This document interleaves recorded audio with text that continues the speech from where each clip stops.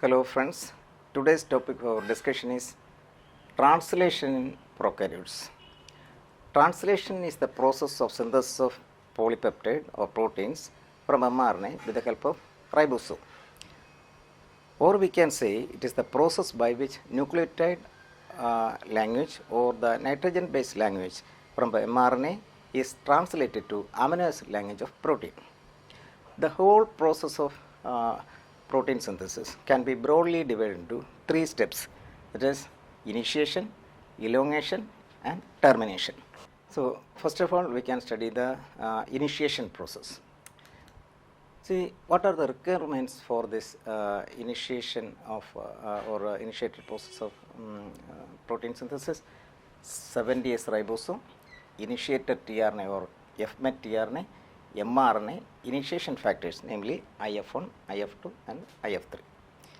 See here 70S ribosome, it is in prokaryotes protein synthesis is carried with the help of 70S ribosome. In eukaryotes it is 80S, that we have to study in detail, I will tell you. Then the initiated tRNA is fmet tRNA. You know, in prokaryotes the amino acid, first amino acid that is taking place in protein synthesis, it is formyl methionine. It is a modified amino acid, formulated amino acid, the formyl methionine, which is attached to the tRNA, and that is known as initiated tRNA or fmet tRNA. We can study in detail, somewhat detail about the 70S ribosome and also 80S ribosome and its subunits. Now we can study about the components of ribosome and prokaryotic ribosome and eukaryotic ribosome and its components. See, it's a prokaryotic ribosome 70S, eukaryotic ribosome 80S. What are the components? You know, the ribosome, after all, it contains rRNA and proteins. So here 50S is a larger subunit, the components 23S rRNA and 5S rRNA and 32 different proteins. 30S subunit contains 16S rRNA and 21 proteins. Then in eukaryotes, in 80S, the component, larger component 60S and smaller component 40S. Larger component 60S contains 23S rRNA, 5S rRNA, 5.8S rRNA and 50 proteins. And smaller subunit contain 18S rRNA, 33 proteins. Remember, it is very important. For example, 23S rRNA is acting as a ribosome, that will come across here. The 16S rRNA, that is important for the formation initiation complex, that also we will study shortly. Then what are the what is the rRNA which is common both for prokaryotes and eukaryotes? It is 5S rRNA. It is both for so study this well. It has two substages, that is charging of tRNA and formation of initiation complex. First we can study the charging of tRNA. First of all, charging of tRNA. Charging of tRNA, or it is known as amino acylation of tRNA. See, attachment of an activated amino acid to its cognate tRNA is known as charging of tRNA or amino acylation of tRNA. So first of all, an amino acid should be activated. In prokaryotes and eukaryotes, the process of proteins, the translation is almost the same with a few exceptions. In prokaryotes, the first amino acid in protein synthesis or protein synthesis is initiated in prokaryotes by a modified amino acid, namely formyl methionine, formulated form methionine. But in archaebacteria and in eukaryotes, remember, it's very important. Archaebacteria also it is prokaryote, but archaebacteria and eukaryotes, it is the methionine that we use. So first the activation is the amino acid should attach the amino acyl tRNA. This is the amino acyl tRNA. Amino acid is attached with the along with the ATP. This is the ATP. The amino acid and this ATP get attached to the amino acyl tRNA. Then two ATP molecules, two phosphate molecules are removed from the ATP molecules. Thus, two phosphate molecules are removing. Thus, amino acyl AMP enzyme complex is formed. This complex is known as amino acyl AMP enzyme complex. Then, the specific particular specific tRNA binds to the amino acid. Thus, an amino acid tRNA is formed. Then, the amino acid tRNA and AMP will be released. See here, the first amino acid, I told you it is formyl methionine. So, if it is a first amino acid, then the tRNA binding to form F-met tRNA or formyl methionine tRNA.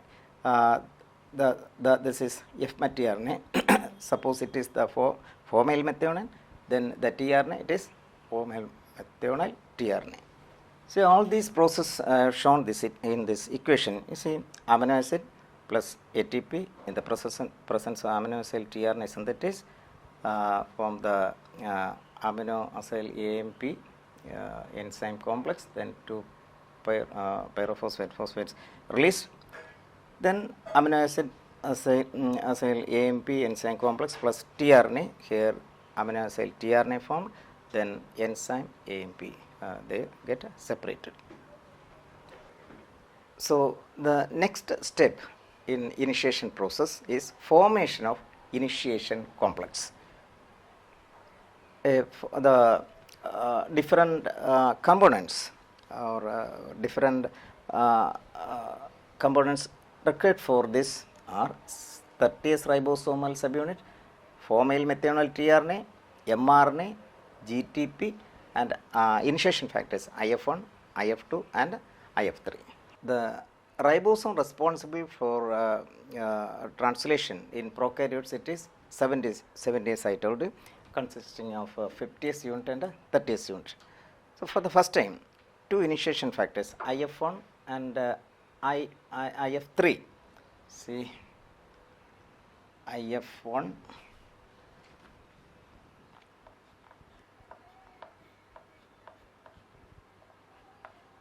and IF3 get attached with the 30S unit. Then when IF3 get attached to the 30S unit, the 50S unit will be dissociated. Thus IF3 form a dissociation factor.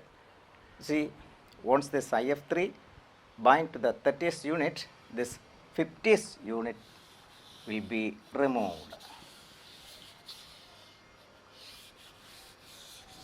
Here IF3 is acting as a dissociation factor. IF3 has another function that IF3 will carries the 30S unit to the mRNA. This is the mRNA, see, the mRNA, and mRNA has the 5'3', it is the first initiation codon AUG here, AUG, and other codons here. Then just in front of this initiation codon AUG, there is a specific region known as Shine-Dalgarno sequence, very important. See now 30S unit get attached to the mRNA. Here 30S unit has a 16S rRNA here. This is the 16S rRNA, which is pyrimidine rich, and this is Shine-Dalgarno sequence, which is purine rich. Here this 16S rRNA having the pyrimidine rich region is complementary to the purine rich region in the Shine-Dalgarno sequence. Okay. So the attachment of 30S unit with the mRNA, it is because of the complementary base pairing between the 16S rRNA and the Shine-Dalgarno sequence, because of this complementarity. After the attachment of 30S unit with the mRNA, A formyl methionine tRNA, this one, formyl methionine tRNA, it is attached to the AUG codon of mRNA. Formyl methionine tRNA means formulate a modified form of methionine, that is formyl methionine get attached to the tRNA. And the formyl methionine tRNA, it is seen associated with the IF2 and GTP. IF2 will carry this formyl methionine tRNA in the initiated codon. After carrying this formyl methionine tRNA in the AUG codon, the IF2 will be released. Now IF2 and IF3 is get released. IF1 get still attached here. Function of IF1 I will tell you. What is the function of IF1? IF1 has mainly two functions. One, this helps in the or the interaction between the formyl methionine tRNA and the IF2. The interaction of the formyl methionine tRNA and the IF2, it is carried by IF1. IF1 has another function that I will tell you shortly. Then the 50th unit will associate with the 30th unit. Then the GTP seen associated with the IF2. This GTP seen associated with the IF2 that get hydrolyzed. The energy released is utilized for the releasing of IF2 and IF3. So now IF1, IF2, IF3 get everything released from the initiation complex. The 50th unit has three sites, A site, P site and E site. This get associated to the 30th unit to form the 70th initiation complex. This is the 70th initiation complex. Okay. See, for the formation of this 70th initiation complex, magnesium ion is important. That is also very important. Then the three sites, A site, P site, E site. A site is for the entry of incoming amino acid, and the P site is the site for the growing polypeptide, and E site is the region from where the tRNA after delivering the mRNA it is exited. Next process is elongation process. So a new charged tRNA carrying an amino acid get attached to the next codon here. Remember, always the first charged tRNA, that is tRNA, come to the P site. All the other incoming amino acid will come to the A site. It's very important. Then why not the first amino acid come to the A site? Because that's the function of next function of IF1. Okay. Now since IF1 is released, the new charged tRNA can come to the A site. Here this is the charged tRNA. This will come here. It is brought by EFTU, elongation factor TU. That's very important. EFTU is seen associated with the GTP. So this EFTU with this GTP that will carry this amino acid tRNA. Then GTP will release energy. The GTP become GDP. Here three elongation factors are there. The elongation factor TU, then EFTS, EFG. Here EFTU function I told you, the bringing this amino acid tRNA to the A site. Then function of EFTS, it is to regenerate the GTP, and the function of EFG will I will tell you shortly. Now the tRNA is in the P site and the new amino acid tRNA is the A site. Then a peptide bond is formed between this amino acid and the new amino acid. Then as a result, this amino acid will be attached, that will be attached here, that is transferred to the first tRNA. See, in order to form the peptide bond here, an enzyme, peptidyl transferase enzyme is essential. Here the 23S rRNA of 50S subunit is acting as the enzyme, peptidyl transferase. So 23S rRNA is a ribozyme. It is very important. 23S rRNA. Now the P site has a tRNA, not with amino acid, only free tRNA. Because this amino acid get attached to the this amino acid. Then A site has a peptidyl tRNA. First I told this is what? This is the amino acid tRNA, but now one amino acid also get attached. Now the name changed. It is peptidyl tRNA. So A site now has the peptidyl tRNA, then the P site has the a free tRNA, then E site is empty. Now the ribosome moves one peptide forward in the mRNA, a little forward. Then as a result, the peptidyl tRNA from A site is translocated to P site. Here this will translate to P site. Okay.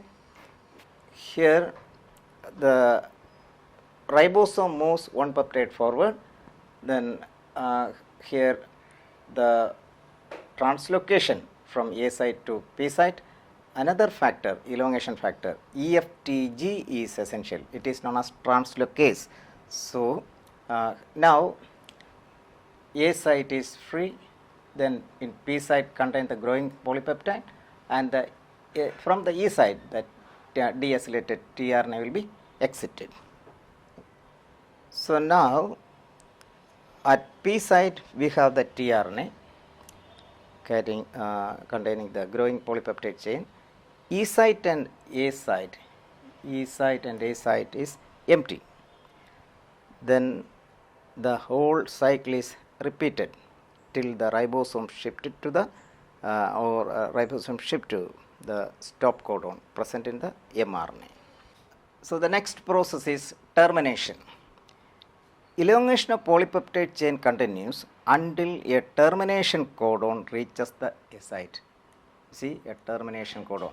Termination codon of three types, very important: UAG, amber, UGA, opal, UAA, ochre. So these codons cannot specify any amino acid. Instead, the release factors or termination factors can recognize these codons and terminate protein synthesis. The release factors, three release factors are there: RF1, RF2 and RF3. RF1 can recognize UAA or UAG, and RF2 can recognize UAA or UGA. RF3 acts as GTPase protein and enhances the activity of RF1 and RF2. Now I shall revise the very important points. Then you watch diagram carefully. Yes. The ribosome responsible for translation is in prokaryotes is 70s. IF3 helps in the dissociation of 50s and 30s unit. So IF3 is known as dissociation factor. IF3 has another function that it carry the 30s subunit to mRNA. The 30s subunit is attached to the mRNA in a region known as Shine-Dalgarno sequence. IF2 carry a formyl methionine IF2 will carry the formyl methionine tRNA or FMET tRNA to the initiation codon. Then the 50s ribosomal subunit associated with the 30s initiation complex. Thus 70s initiation complex is formed. A new amino acid tRNA get attached to the next codon. A peptide bond is formed between the amino acid at the P site and amino acid at the A site. As a result, two amino acids are now attached to the second amino acid. Then attached to the second tRNA present at A site. Now the ribosome moves one peptide forward in the mRNA. As a result, the peptidyl tRNA from A site is translocated to the P site. Then the whole process I already told you that will be repeated. Then the elongation process continues, or elongation of polypeptide chain continues until a termination codon UAA or UAG or UGA reaches the A site of the ribosome. Now we can answer certain questions related to translation in prokaryotes. Question number 1. Amino acid tRNA synthetase is responsible for A. Joining an amino acid to a tRNA, B. Formation of a peptide bond, C. Attaching an amino group to an organic acid, D. Elongation of mRNA. In the process of charging of tRNA, an amino acid is first of all activated by binding to an enzyme called amino acyl tRNA synthetase. So the answer is A. Question number 2. Which of the following rRNA acts as structural RNA as well as ribozyme in bacteria? A. 18S rRNA, B. 23S rRNA, C. 5.8S rRNA, D. 5S rRNA. We have already seen that 50S subunit of prokaryotic ribosome has 23S and 5S rRNA. 23S rRNA has peptidyl transferase activity and catalyze the formation of peptide bond between amino acids. So the answer is B. 23S rRNA. Question number 3. What would happen if the 25th codon UAC of a gene encoding 50S amino acid will be mutated to UAA? Option A.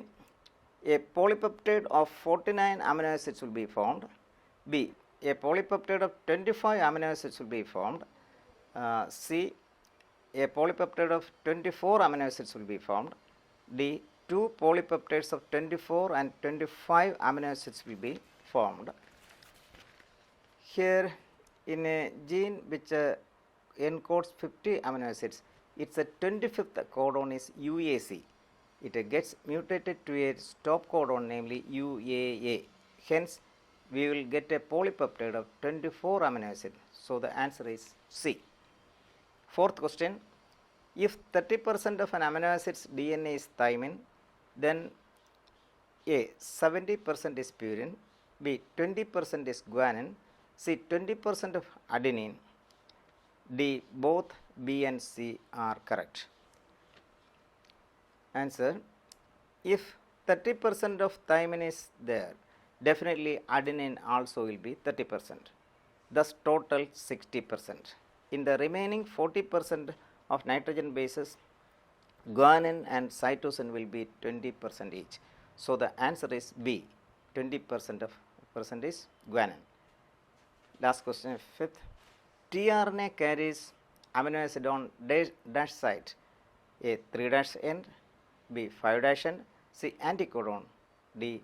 D loop. Amino acid is attached to the CCA codon of 3' end of tRNA. So the answer is A.